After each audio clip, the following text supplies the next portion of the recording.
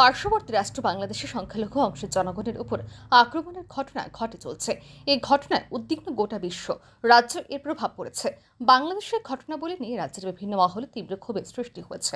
সংখ্যালঘুদের উপর এই ধরনের হামলা বন্ধ ব্যবস্থা গ্রহণের দাবিতে রবিবার আগরতলায় প্রতিবাদী মহামিছিলের ডাক দেয় forum for protection of minorities in Bangladesh নামের একটি সংগঠন। সেই মতো রবিবার আগরতলা প্রেস ক্লাবের সামনে থেকে শুরু হয় প্রতিবাদী মহামিছিল। মিছিলের আয়োজক সংগঠন forum for protection of minorities in বাংলাদেশের কর্মকর্তারা সহ রাজধানীর বিভিন্ন সংগঠন ও শুভবুদ্ধি সম্পন্ন নাগরিকরা উপস্থিত ছিলেন।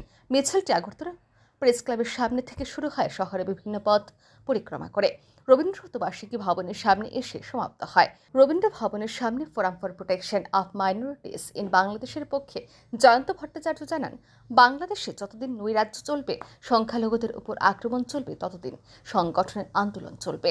তিনি বাংলাদেশ প্রশাসনকে সতর্ক করে দিয়ে জানান, জঙ্গিরা প্রশাসনের দোসর হয়ে ভারত বিরোধী চক্রান্ত করছে। সাধারণত মানুষকে খেপিয়ে তোলা হচ্ছে। এই ধরনের ঘটনা কোনো মতেই বরদাস্ত করা হবে না। তবে আমাদের এই আন্দোলন চলবে।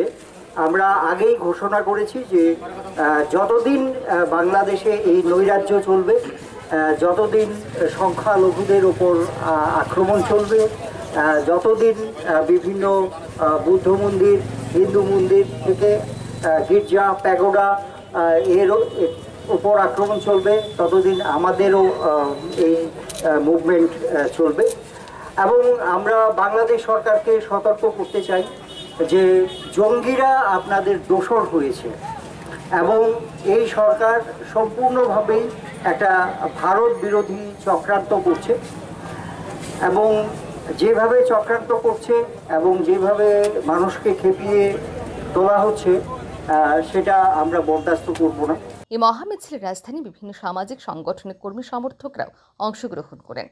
ব্যুরো রিপোর্ট, আর ই নিউজ।